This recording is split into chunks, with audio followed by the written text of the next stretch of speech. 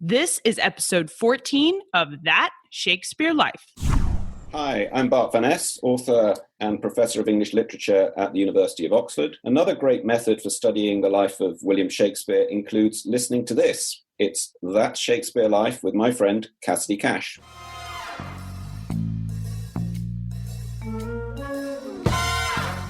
Everybody knew where their playhouses were.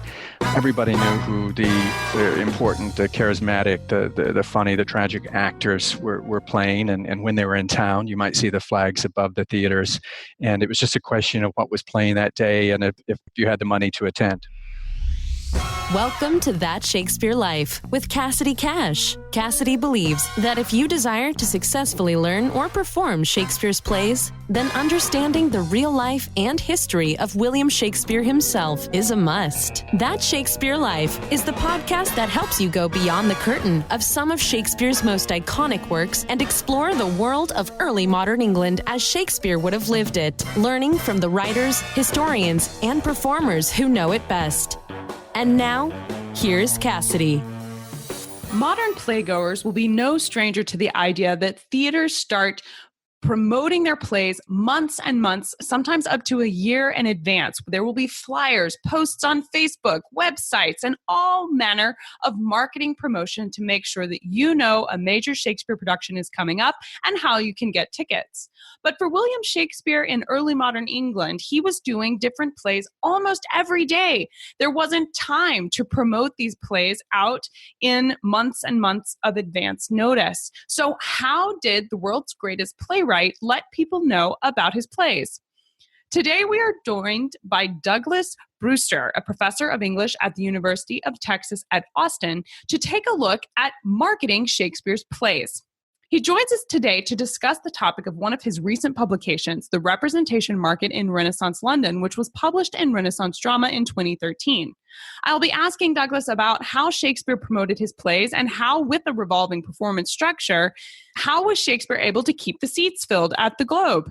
And how did he succeed in that kind of market? We'll be talking about how Shakespeare's company promoted their work, how they attracted audiences, and the history of marketing theater in the 17th century. Douglas Bruster is a professor of English at the University of Texas at Austin. His research centers on Shakespeare drama and literary history. His discoveries have been featured in such venues as the New York Times and National Public Radio. Douglas has written extensively on Shakespeare, publishing 6 books on Shakespeare and early modern drama, including Drama and the Market in the Age of Shakespeare, as well as Shakespeare and the Power of Performance. He is editor of Thomas Middleton's The Changeling, the morality plays Everyman and Mankind, as well as A Midsummer Night's Dream. In addition to the University of Texas, he has taught at Harvard University, the University of Chicago, and the University of Paris. Hello, Douglas. Welcome to the show. Thank you for having me, Cassidy. We've read about the popularity of Shakespeare's name in early modern theater, with publishers even stealing it to sell their own fare. So was Shakespeare's name enough to market his plays, or did he have to promote them in a more traditional sense of marketing his work? We're 400 years out from the most successful career in show business, so it's probably important to make some distinctions. He wrote for a readership on the one hand and for performances on the stage for audiences on the other. His poems, when they were printed, always came with his name attached. It wasn't until about 1597, 1598 that his name gets regularly printed on the title pages of his playbooks. So we can assume that it was about that time that he became a kind of household name in London as a playwright, somebody that you would associate with the quality of works that he was writing. His name would have been important to theater aficionados, particularly in and after the late 1590s. They might have looked for other things as well, for genre, for the convenience of a theater, for actors that they liked. Just as when you pick out a movie today, some or all of these things might go into your decision what to see. Well, what were some of the ways that theater owners would let audiences know about upcoming productions? Were there colored flags or flyers, or how did they communicate that there's going to be a show tonight? Flyers is a good word. So you look around on say posts near campuses and entertainment districts, and you see posters put up for shows, for bands, for concerts. They had a a similar kind of genre in Elizabethan England. We would call them playbills, printed pieces of information within London that were tacked up on posts and walls advertising play performances. When the companies would tour in the countryside, we think that obviously the theaters are smaller, their performances had shorter runs, that these would be handwritten in some cases. But they would provide information about the play title, about the company, about the venue. Now, the question about flags is an interesting one, and now we do have a very good pictorial representation of the Swan Theatre from 1596. And if you look hard at DeWitt's drawing, or the copy of DeWitt's drawing, you see two flags up, one at the very top of the theatre with a swan on the flag. It looks like they were branding the theatre at the time. Now, the story about colored flags has kind of lived on, although to my knowledge, we don't have any primary documents from the Renaissance itself that suggest they had colored flags. I think this is a transposition from the plot of Tamerlane, where Marlowe's great character goes through a number of flags signifying a kind of genre of punishment he's going to mete out on a town. Well, with so many plays going on, many times there were different performances every afternoon at the Globe. And if there weren't flags and the playbills, I guess you would have to pick up when you came in there. How did they know when it was going to happen? I know that modern theaters, I guess as a reference point here, modern theaters will promote their plays for months and months ahead of time.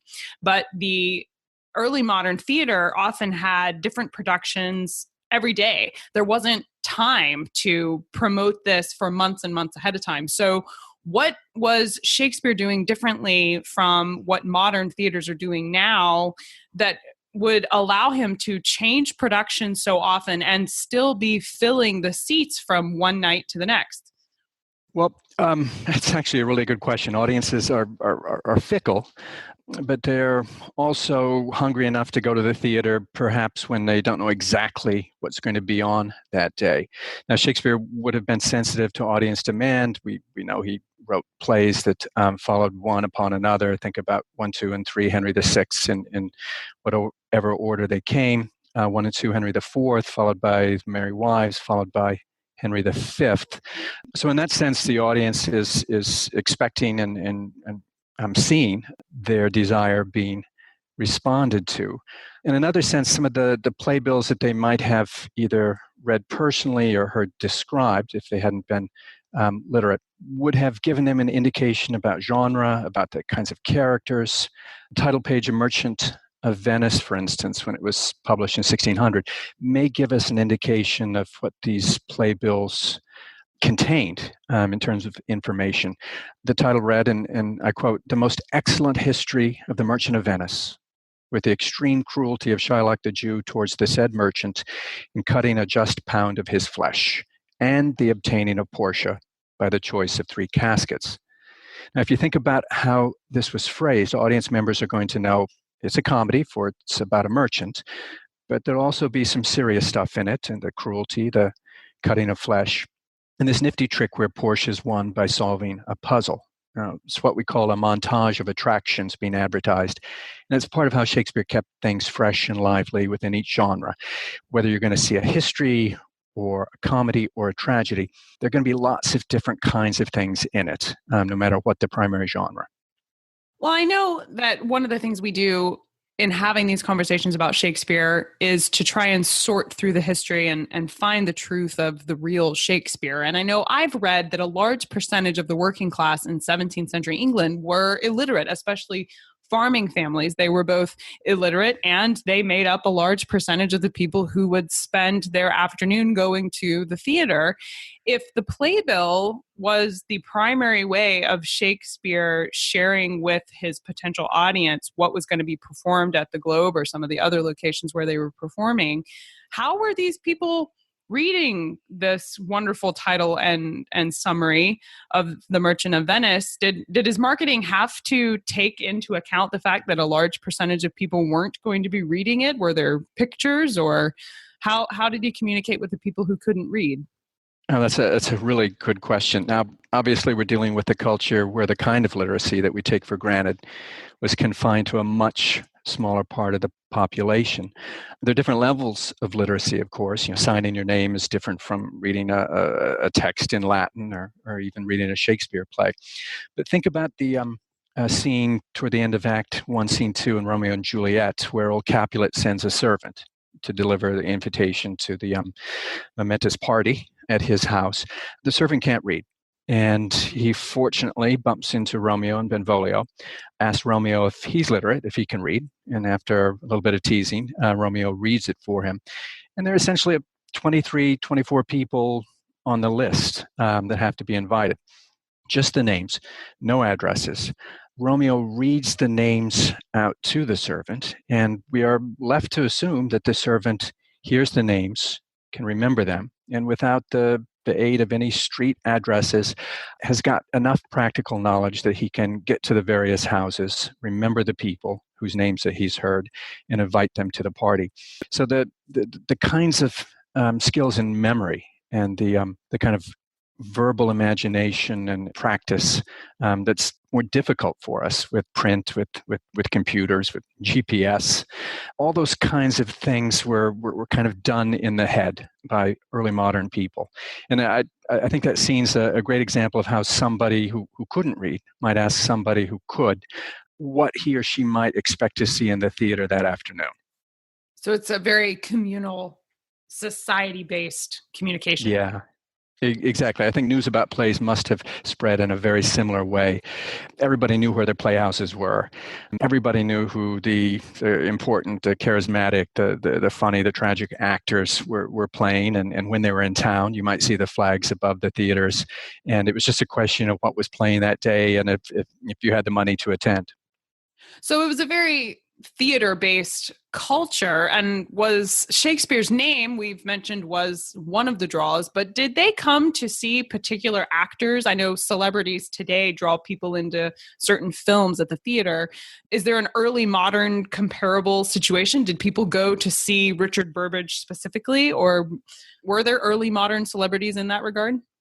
Yeah, the great tragic actor before Burbage was this enormous figure, Edward Allen, just incredibly tall and physically imposing, and seems to have had a how do I want to say a highly artificial, very programmatic form of acting. Shakespeare entered into a kind of career marriage, as it were, with Richard Burbage in the early to mid 1590s, and they were such a successful pairing because Shakespeare wrote for his acting style, which seems to have been much more naturalistic and kind of inward, closer into the face and the chest, as it were, rather than out at the fingertips. And they had such a successful partnership together. People seem to have loved Burbage in the great roles that Shakespeare wrote. And Burbage appears to have been a special hit with female playgoers in particular. So Shakespeare and his company would have had like 2 stars to draw audience members, and one was Shakespeare and his pen, and the other was Richard Burbage and his acting style. Well, not all of Shakespeare's plays were performed at theaters with famous actors or without them. That entire approach actually was in its infancy as Shakespeare was performing in London. He would often perform at Inns of Court, for example, essentially for a group of law students. And I wonder, how was Shakespeare brokering those kinds of arrangements and those kinds of performances? Was that specifically through his patrons, or how did he get those sort of specialty gigs? I wish we knew. I wish we knew more about Shakespeare's networks. So many of these informal relationships have been lost to time. Now, as an artist, he must have rubbed shoulders with lots of people with lots of money, probably holding his tongue at particular times to stay in their good graces. Now, the young men at the Inns of Court had money, by and large, and a lot of leisure time, by and large, and they probably sought out poets and players as a way of staying current with what we would call the creative side of London life at the time. For people interested in tracking down some of Shakespeare's networks, there's a helpful book by Kate Pogue called Shakespeare's Friends. And there's a wonderful website still in development called 6 Degrees of Francis Bacon. If you go to it and plug in Shakespeare's name or Burbage's name or anyone's name in the DNB, you'll start to follow the the kind of maze of connections at the time. And you might find things that surprise you. Well, tell us about ticket prices at theaters. Were they all the same? Like, did all the theaters have to charge the same, standard ticket price, or did Shakespeare charge a premium because he was popular? And how did they share these ticket prices? Was there a box office where they said, today tickets are going to cost this much? Or how did patrons know, how much cash to show up at the theater with? Well, that's a good question. Now, tickets were fairly standardized, we think, from kind of theater to kind of theater. So if you went to an amphitheater playhouse like the Rose or the Globe, you'd pay a penny to the person standing at the door. We'd think it went into a ceramic jug, as it were, that would later kind of be broken apart in view of all the sharers to ensure honesty.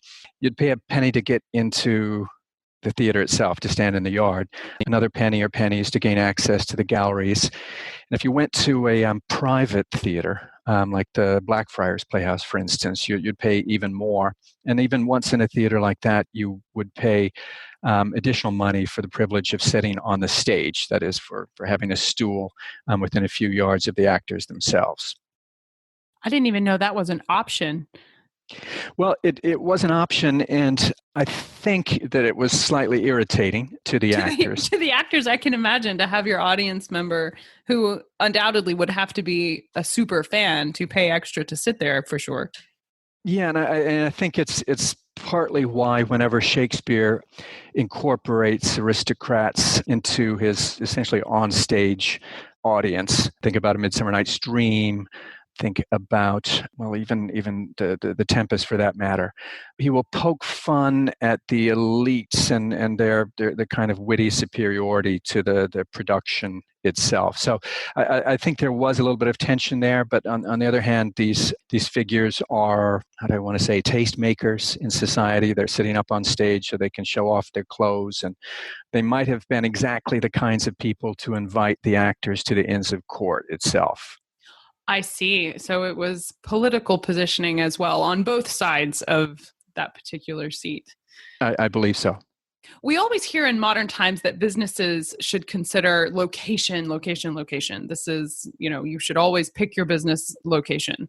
But for Shakespeare's theater, at least for the Globe, he was anything but in a prime location in terms of high society. He was outside of town, across a river, and in a rather disreputable side of town. How was he able to get people to go that far just to attend a play with so many other theaters and options much closer and easier to get to? Well, you're right to notice that first at the theater to the north of the city in Shoreditch, and then in the reconstructed theater, the Globe in Suffolk on the Bankside, Shakespeare and his colleagues would have been outside the city and outside the control of city authorities. Now, that was important, I think, but perhaps less important for its political freedom than it was for the cheaper rents that would have been available in these places. It was a business decision, I think, to be outside town. And of course, after 1608, the King's men themselves would have played in the Blackfriars within the city. But to go back to your question about inducing people to walk across the bridge or to take a boat ride to the theater, it may have been the case that this act of travel was itself part of the attraction of going to the Globe or the Rose, that it was about the journey itself and perhaps even the transformation. Think about the structure of plays like A Midsummer Night's Dream or The Two Gentlemen of Verona, where this kind of journey outside of the city proper is built into the plays. And I think Shakespeare knew that travel means getting out of your comfort zone and into a different place, both physically and mentally. And I think he shows us that in the way he structures his plays. His theater audiences themselves, the people who were taking the boat or walking across the bridge, were such a dichotomy of characters, maybe even more than just, two brought together. A bunch of different demographics enjoyed and found fun the same plays. He would have sort of the lower sections of society attending at the actual playhouses, and then he was at the same time being requested before royal courts. And with most modern businesses, at least in entrepreneurship, we're taught about targeting your specific audience and finding your niche, and you need to stick to a particular demographic. But obviously, that wasn't Shakespeare's approach, and he ran the gamut of people he marketed towards. And I wonder, from this marketing perspective, why do you think Shakespeare was able to promote and be successful with such a widely diverse group of classes of people when modern businesses say this is a recipe for disaster? He did write some things that were more for elites than others. You think about the sonnets. Gabriel Harvey thought Hamlet and Lucrece were for the wiser sort, as he called them. But your question puts a spotlight on a central part of Shakespeare's achievement. He wrote plays, as you said, that appeal to high and low, both.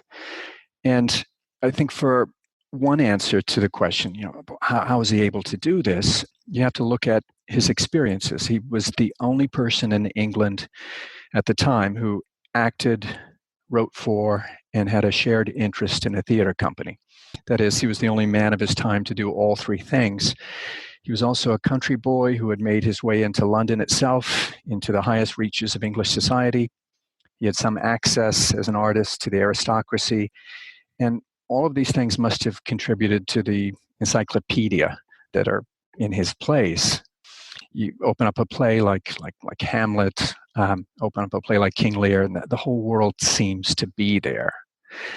But above all, he knew how to please and when. Notice the titles of plays like As You Like It. The subtitle of Twelfth Night is What You Will. And the emphasis is on bringing pleasure to audiences. And notice that the ends of his comedies often come with a kind of circle of celebration in which forgiveness and bounty are extended to everyone who wishes to receive it. I think that tells us something about his sensitivity to audience desire, but also to his commitments to society as well. Well, I have 3 questions not directly related to Shakespeare and marketing that I want to ask you. But before I do, I wonder if there is anything that maybe I didn't touch on with the questions today that you might want to share with us about Shakespeare and marketing. He was, as you mentioned earlier in our conversation, he came at the kind of forefront of the purpose-built commercial theater in London, in England, people going to structures that had been built precisely for this one purpose. It's important to remember that other things took place in these theaters as well. Part of Elizabethan culture that we don't like to remember is its fondness for blood sports, for animal baiting. And in some of these great amphitheaters, you might go and see dogs set on an animal like a bear or a lion at particular times, things that are incredibly regrettable to us. And interestingly enough, that kind of violence and even sensitivity to the spectacle of blood sport works its way into the plots of plays like King Lear and into metaphors when Gloucester thinks about himself as being tied to a stake and kind of circled about by wild animals. So that's an important part of this culture to remember as well, particularly when we study Shakespeare in the kind of sanitary confines of a classroom or a study. It was a very physical theater, and it was highly verbal, yes, but it was also kind of deeply rooted into things that the Elizabethans took for granted that we no longer do. Think about the books that you've read the last couple of years. What would you say are 1 or 2 titles that immediately come to mind as having had the biggest impact on you? These can be Shakespeare books, or they can just be things that have played a role in what you do. Well, I can mention 2 books that I'm just finishing right now, and they're both in Shakespeare studies. I've been impressed by the authorship companion for the new Oxford Shakespeare. It has got contributions from dozens and dozens of the kind of best Shakespeare scholars in the world, and is really the most up-to-date information about Shakespeare that you can obtain. The second book by 2 scholars, Hugh Craig and Brett Greatley Hirsch, is titled Style, Computers, and Early Modern Drama. And it's a fantastic exploration using statistics of Shakespeare's style, and particularly the style of other playwrights of his time. Those sound very interesting. What is your best advice for an aspiring Shakespearean? What role do you think understanding the culture of the 17th century plays has on our understanding of Shakespeare and his plays? Well, I think the best advice comes from the first folio itself, where Shakespeare's colleagues John Hemmings and Henry Condell tell us to read him, therefore, and again. There's no substitute for reading the plays and the poems over and over. You can read them your whole life long and still see something new each year that you read them. You asked as well about what role understanding 17th century culture might play. I think this is important, but at the same time, we value the great writers of the past for their words rather than for their culture primarily. So even though it is important to understand his social and historical context, I think starting with the words themselves is key. Well, what's next for you? What are you and your team working on right now that you're excited about? Well, right now I'm writing a book on Shakespeare's start as a writer and the development of his style in the 1580s and early 1590s. And to do so, I've had to do some work on sequencing some of his earliest works, about the 7 or 8 works, both the plays and poems that he wrote first before the closing of the theaters. So that's been an exciting project as well. Well, I very much appreciate your time today. This has been a fun conversation and a neat little step into 17th century England and marketing Shakespeare's plays. I appreciate your time today. Thank you for being here. Thank you for having me. To get up close and personal with some of the history you learned about in today's episode, you can travel with That Shakespeare Girl in September 2019.